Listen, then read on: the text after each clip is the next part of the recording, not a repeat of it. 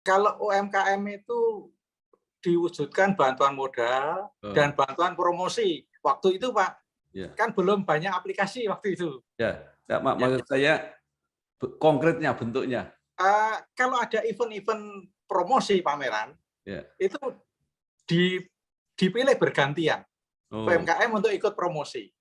Nah, ketika masuk forum promosi kan dia marketing di situ, bisa meningkatkan penjualan. Itu lalu ada bantuan modal. Promosi yang ada di Kudus atau di luar Kudus, Pak? Di luar Kudus juga, Pak.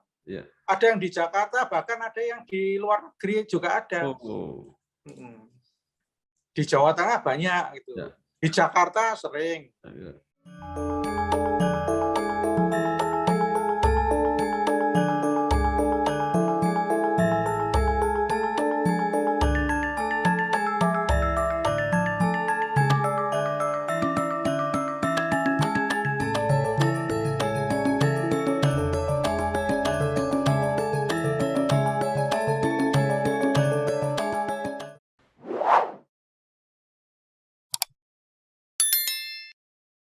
Kudus kotaku, kota Kudus, kota wali, kota santri indah bagus. Menara dhuwur ana ing tengah-tengahe kutha, tinggalane para wali lan ulama.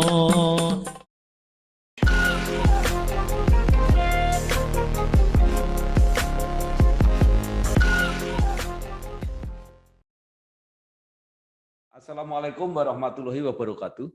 Waalaikumsalam warahmatullahi wabarakatuh. Bersama saya Bambang Sadono di kanal Inspirasi Jawa Tengah dan Inspirasi untuk Bangsa. Mudah-mudahan kanal ini selalu bisa memberi inspirasi, motivasi, dan edukasi. Kami sedang mempersiapkan beberapa video wawancara untuk ikut mangayu bagyo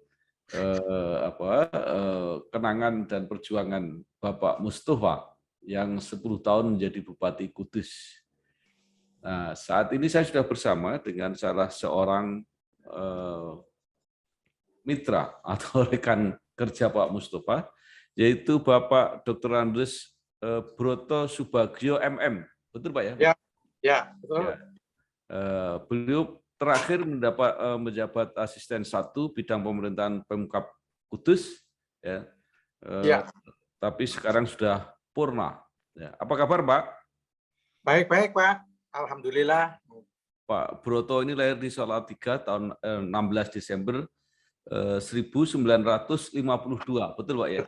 Betul Pak. Iya. Pak, mungkin bisa diceritakan pengalaman Bapak termasuk pendidikan sampai akhirnya bekerja di Pemkab Kudus. Monggo silakan Pak. Ya, terima kasih Pak. Jadi saya lahir di Salatiga. Pendidikan lulus APDN Semarang tahun 75, kemudian 4 tahun bekerja di Kudus, melanjutkan ke IIP, Institut Ilmu Pemerintahan Jakarta. Ya. Itu lulus tahun 83. Kemudian ditempatkan di Kudus, bekerja di Kudus, lalu melanjutkan S2 di UMS, Universitas Muhammadiyah Surakarta, lulus tahun 2002. Itu pendidikan kami. Selamat dan sukses kepada Dr. Haji Bambang Sadono SH MH dan Mas Bambang YR Sadono yang telah berkarya untuk bangsa selama 2 tahun melalui kanal Inspirasi Jawa Tengah, Inspirasi untuk Bangsa. Semoga karya-karyanya bermanfaat bagi bangsa Indonesia. Ya. Jadi selamanya di Kudus, Pak ya? Iya, sejak lulus APDN di Kudus terus. Ya. Padahal aslinya Salatiga. Iya, asli Salatiga. Nah, mungkin bisa diceritakan, Pak, sepanjang karir itu pernah bertugas di mana saja? Oh iya, terima kasih, Pak. Jadi saya lulus APDN itu mulai bekerja tahun 76. Oh. Ya. 76 mulai bekerja sebagai staf kecamatan, pegawai biasa itu. Ya. Sarjana muda tapi staf biasa di kecamatan. 2 tahun di Kecamatan Bae, 2 tahun di Kecamatan Gebok, baru meneruskan ke IIP Jakarta. Ya. ambil doktoralnya. Ya. Setelah dari IP kembali ke Jawa Tengah, ditempatkan lagi di Kudus. Ya. Ya, ada 9 jabatan yang saya jalani, Pak. Ya. 1, Kepala Bagian Humas tahun 83. Oh. 2, Camat Kota tahun 84. 3, Kepala Bagian Kepegawaian tahun 93. 4, Kepala Dinas P dan K tahun 94. Kemudian 5, Kepala Kantor Catatan Sipil tahun 99. 6, Kepala Bapeda tahun 2000. 7, Kepala Dinas Perhubungan tahun 2003. 8, Kepala Dinas Pariwisata dan Kebudayaan tahun 2007. Dan yang ke-9, Asisten 1 Pemerintahan tahun 2009 sampai pensiun, Pak. Ya. Jadi ketika Pak Mustafa menjadi bupati, Bapak langsung asisten, Pak, waktu itu, Pak? Belum, Pak. Saya masih Kepala Dinas Pariwisata. Oh, iya. Ya. Pak Mus itu beliau kan mencalon bupati tahun 2008. Ya, betul. Nah, saya hampir pensiun itu. Oh, sudah hampir pensiun. Sudah hampir pensiun. Nah, Pak Mustafa rawuh menemui saya, wawancara, ngomong-ngomong, menyatakan minat jadi bupati. Oh. Ya lah. Baru setelah itu ya dari 4 calon tuh yang datang ke rumah saya cuma Pak Mustafa. Oh. Ya berarti yang 4 calon tuh yang serius ya cuma Pak Mustafa. Ya. Saya Hadi Supono, ucapkan selamat dan sukses pada Bangsa TV yang bulan Mei ini kita berusia 2 tahun. Pak Bambang Sadono dan Pak Bambang Sadono Junior semoga terus sukses mengelola kanal YouTube Inspirasi Jawa Tengah, Inspirasi untuk Indonesia, dan terutama televisi bangsa. Mudah-mudahan Bangsa TV tetap mampu mengawal perjalanan bangsa Indonesia menjadi lebih baik. Ya. Nah, kemudian padahal Bapak sudah hampir pensiun. Ketika Pak sudah hampir pensiun, Pak. Pak Mustafa jadi diperpanjang gitu, Pak, kira-kira. Iya. Pak Mustafa jadi, setelah jadi ya Pak Mustafa bilang begini, Pak Broto harus bantu saya. Ya, Pak Broto minta jabatan apa? Pak, saya itu tidak minta jabatan, saya di mana-mana siap. Wong saya sudah menjalani 8 jabatan kepala dinas. Di mana-mana siap ya. Pak Broto harus dekat dengan saya. Monggo, saya siap saja di mana saja. Lalu saya ditempatkan di Asisten 1. Nah, waktu itu Pak PNS kan pensiun tahun umur 56, Pak. Mana betul. Ya, pensiun. Nah, saya diperpanjang 2 kali. Pensiunnya tahun 60, Pak. Jadi 60 tahun, Pak. Tahun 60 tahun 2012. Ya, 60 tahun berarti, Pak. Iya, 60 tahun saya pensiun. Bekerja 60 tahun, ya. Iya. Tapi tidak sempat mengalami Pak Mustafa yang periode kedua kalau gitu, Pak. Enggak sempat.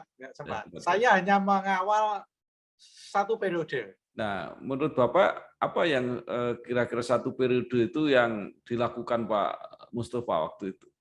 Menurut saya, karena saya membantu beliau di Asisten 1, yang membuat saya terkesan itu Pak Mustafa itu tahu detailnya dan mempelajari detail.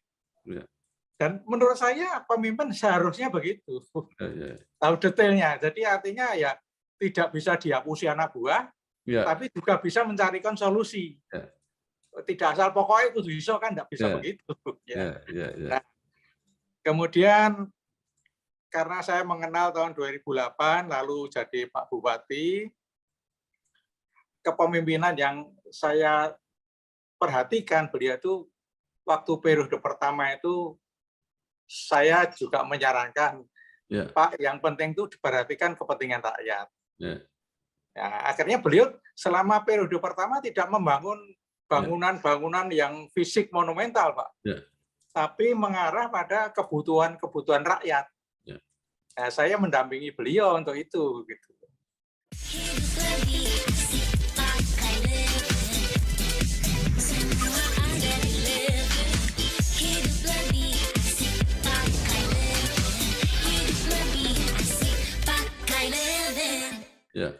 Jadi misalnya apa Pak itu yang diarahkan? Yang menarik itu ada beberapa hal, Pak. Ya. Yang pertama itu ada santunan kematian bagi warga yang tidak mampu. Ya. Ini sangat dirasakan manfaatnya. Ya. Yang kedua, sekolah gratis. Ya. Yang tidak mampu dibiayai Pemda harus lulus SMK atau MA atau SMK. Ya. Ya. Kemudian bantuan untuk RT RW yang dulu belum ada. Ya.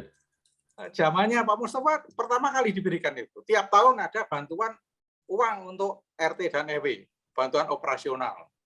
Ya. Kemudian bedah rumah bagi yang tidak mampu, Pak. Yang sudah tidak layak huni diberi bantuan untuk dibangun jadi rumah yang layak huni. Ya. Kemudian support UMKM. Nah, kemudian yang sakit berobat gratis, dirawat di rumah sakit umum kelas 3. Ya. Belum ada BPJS waktu itu, Pak. Ya. Ya, jadi dirawat di kelas 3 gratis. Yang menarik ini, Pak, KTP. Dulu belum ada iKTP. Ya. Adanya SIA, Sistem Informasi Administrasi Kependudukan. Ya, saya membantu Pak Mustafa itu akhirnya bisa diprogram kegiatan rakyat membuat KTP gratis di desa, Pak. Tidak perlu datang ke kabupaten. Ya. Nah, caranya kita kerjasama dengan operator seluler, kemudian menempelkan alat di tower menara, dikonek dengan desa. Di setiap desa ada printer dan komputer. Orang datang di desa itu cetak KTP asal datanya lengkap, 5 menit jadi. Dan itu saya kira baru pertama kali di Indonesia itu. Itu temuan yang bagus. Sekarang sudah ada KTP, ada chip, berarti harus dicetak di kabupaten atau di kecamatan ya. Tapi dulu sudah sampai di desa, Pak, itu. Zaman itu ya, sampai dicek oleh Pak Gubernur waktu itu, Pak Bibit Waluyo, datang ke desa di Undaan. Ternyata bisa dicetak betul. Itu kemajuan di bidang administrasi kependudukan waktu itu. Saya, Sasongko Tejo, mengucapkan selamat ulang tahun yang kedua kepada Bangsa TV dan kanal YouTube Inspirasi Bangsa dan Inspirasi Jawa Tengah yang dikelola oleh Bambang Sadono, wartawan senior. Semoga sukses dan semoga mendapatkan respon atau mendapatkan tempat di hati masyarakat Jawa Tengah dan masyarakat Indonesia pada umumnya.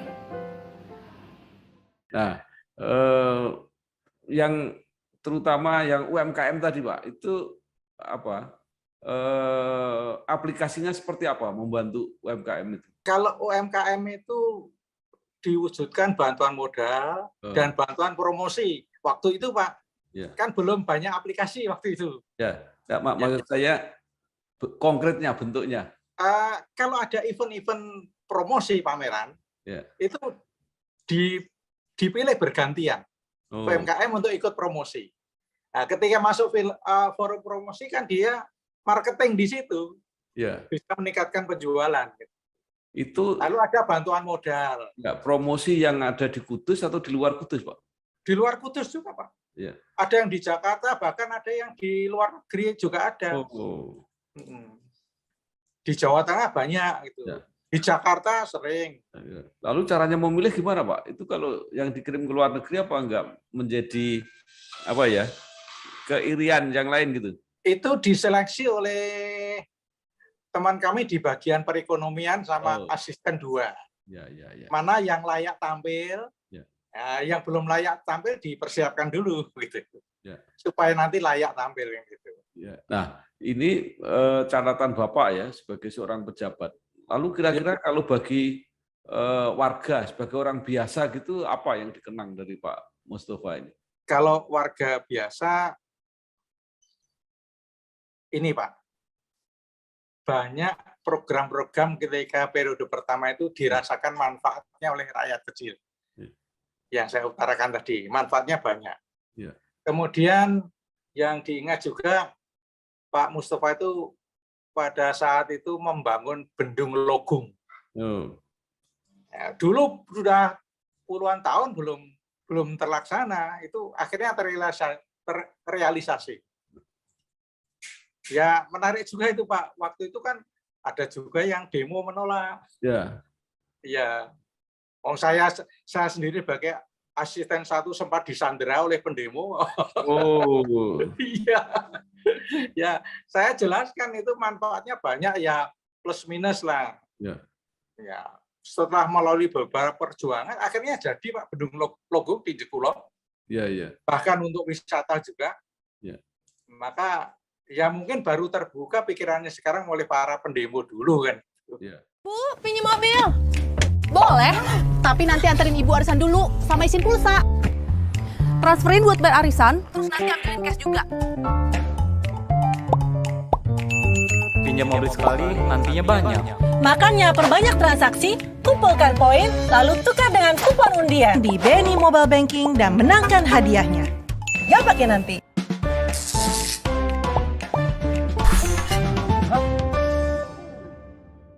Itu beda dengan pintu air yang perbatasan dengan Demak itu beda Pak ya? Oh enggak Pak, ini yang menahan air dari Gunung Muria. Oh ya, dari di atas. Dari atas ya. Ya. Ya. Kemudian yang mengangkat nama Kudus waktu Pak Mustafa itu ada event Pak. Ya. Di Jember ada event Jember Carnival. Ya. Di Semarang ada Semarang Night Carnival. Ya. Kemudian di Solo ada Carnival. Ya. Kudus bisa loh Pak. Ya. Namanya Kudus Art and Fashion Carnival. Oh.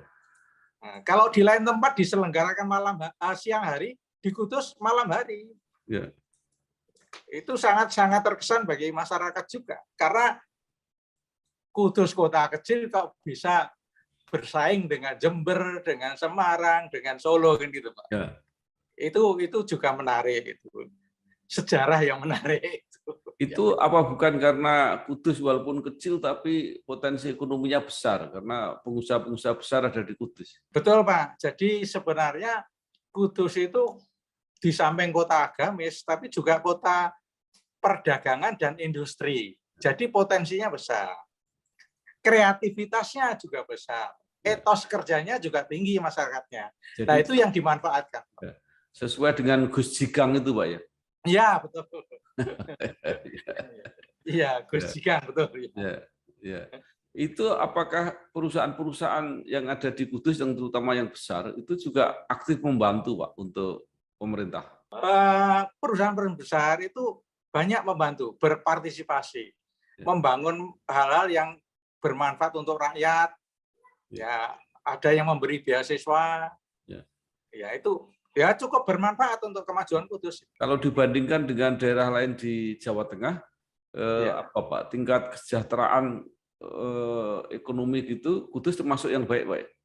Kudus termasuk yang baik, terutama ini Pak. Jadi warga Kudus itu tidak suka nganggur.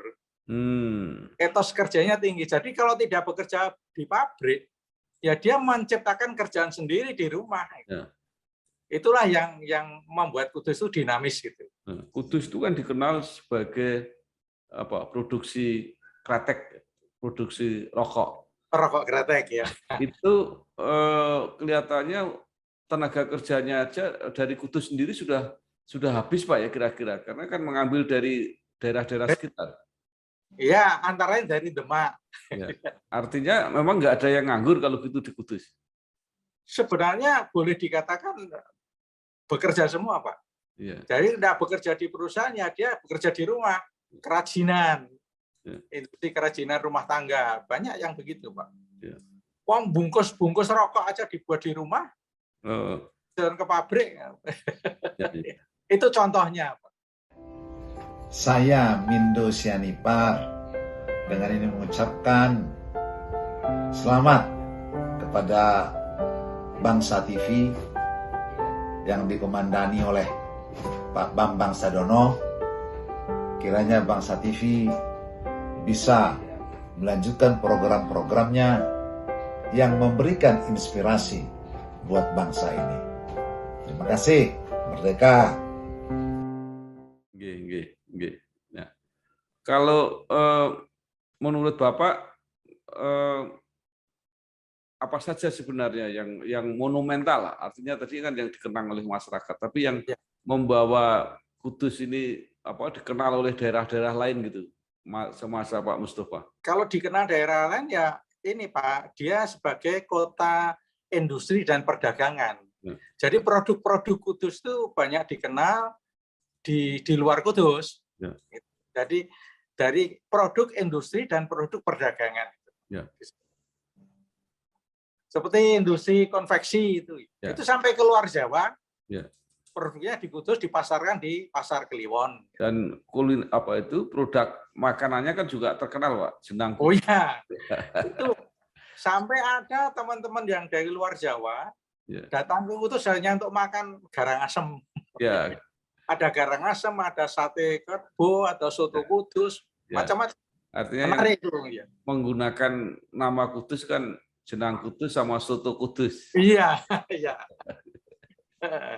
Jadi saking terkenalnya gitu.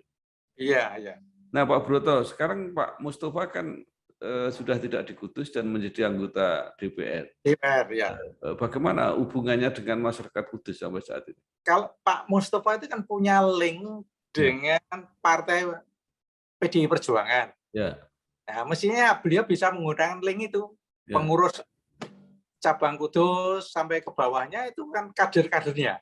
Ya. Itu bisa mestinya kontak dengan masyarakat lewat link PDI Perjuangan kan gitu Pak. Ya. Artinya kalau dengan masyarakat biasa gitu, beliau masih sering ketemu, masih sering bergaul gitu atau seperti ketika beliau datang di Kudus masih bisa ketemu dengan warga Kudus, masih bisa.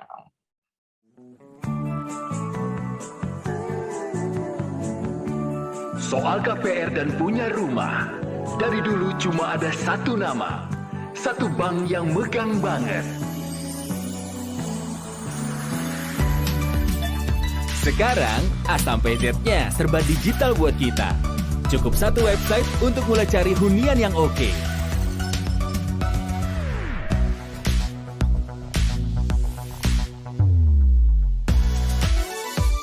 Lagi sesibuk apapun, cukup satu fitur ngajuin KPR online.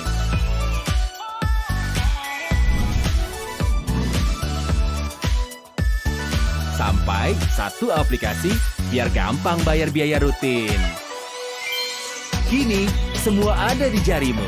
Satu nama dengan pengalaman 45 tahun memimpin segmen KPR. KPR, pasti BTN. Ya. Baik Pak, terakhir mungkin Bapak masih ada harapan atau saran ya, baik Pak Mustofa sebagai anggota DPR RI maupun sebagai pribadi itu menurut Bapak apa yang masih harus dilakukan? Iya Pak, mumpung Pak Mustofa itu berkiprah di pusat sebagai anggota DPR dan skalanya sekarang mestinya tidak hanya terbatas Kudus, minimal Jawa Tengah lah. Ya. Saya dan sebagian rakyat itu sangat berharap, Pak. Sangat berharap. Ada satu masalah yang sudah puluhan tahun tidak selesai di Jawa Tengah. Yaitu apa, Pak? Jalur jalan Semarang-Sayung. Oh, Semarang-Sayung. Berapa puluh tahun tidak selesai. Iya kan, Pak? Tidak selesai. Gimana selesainya? Ya mestinya dengan tindakan konkret. Nah, kalau Pak Mustofa di DPR RI, harapan kami bisa mendorong penyelesaian itu. Misalnya begini Pak, jalur Semarang-Sayung, Semarang-Demak itu kan jalur pantura. Jangan hanya diperhatikan ketika arus mudik, arus balik atau arus tahun baru. Loh itu macetnya tiap hari kok. Apalagi yang sekarang ini. Lalu alasannya yang muncul waktu itu alasannya itu kewenangan pusat, itu kewenangan provinsi. Lah rakyat itu kan tidak tahu pusat dan provinsi. Selesaikanlah, duduk bersama pusat, provinsi, kabupaten. Solusinya apa? Sebenarnya mudah. Kalau pikiran saya mungkin salah ya. Ruas tertentu tinggikan 1 meter. Sudah bisa dilewati, Pak. Ya. Lah nanti pinggirnya tergenang, Pak. Pak Ya. Broto. Nanti tahap kedua penyelesaian yang kena genangan itu. Misalnya beli tanah di sekitarnya yang luas, dibuat kolam retensi. Airnya masuk ke situ. Untuk daerah tertentu bisa dibuat rumah terapung. Nah, akhirnya bukan hanya istilahnya pembangunan kosmetika ya. Karung pasir dipasang. Itu kan pembangunan kosmetika. Tidak efektif kan, Pak. Mesti begitu. Itu tiap hari menderita. Padahal itu jalur ekonomi Pantura. Mau lewat mana kalau situ rusak, Pak? Kalau mau pulang Solo Tigo susah, Pak ya? Oh, susah. Makanya saya bisa cerita, Pak. Karena saya sering lewat situ. Dan mesti ada kendala dan sudah puluhan tahun. Kok tidak ada langkah yang efektif yang sebenarnya mudah loh, Pak ya. Menurut penglihatan saya duit ya ada, teknik yang memungkinkan, kenapa tidak direalisasi kan gitu. Nah, harapan saya Pak Mustafa bisa mendorong itu. Itu manfaatnya sangat besar, tidak hanya untuk rakyat Jawa Tengah, Jawa Barat, Jawa Timur yang lewat situ. Iya. Dan itu jalur ekonomi. Jalur ekonomi sangat vital itu. Iya. Kalau bisa selesai sangat-sangat hebat. Baik. Meskipun ada jalan tol loh, Pak. Iya. Ada jalan tol itu kan tetap dipakai. Iya. Jalan tol itu kan yang langsung jarak jauh. Iya, jauh, iya, betul. Baik, terima kasih sekali Bapak Dr. Andes Broto Subagio, MM, mantan asisten 1 bidang pemerintahan pemerintah Kabupaten Kudus, yang banyak menyampaikan aspirasi dan saran. Mudah-mudahan terwujud. Terima kasih, Pak. Amin, amin. Saya Assalamualaikum warahmatullahi wabarakatuh.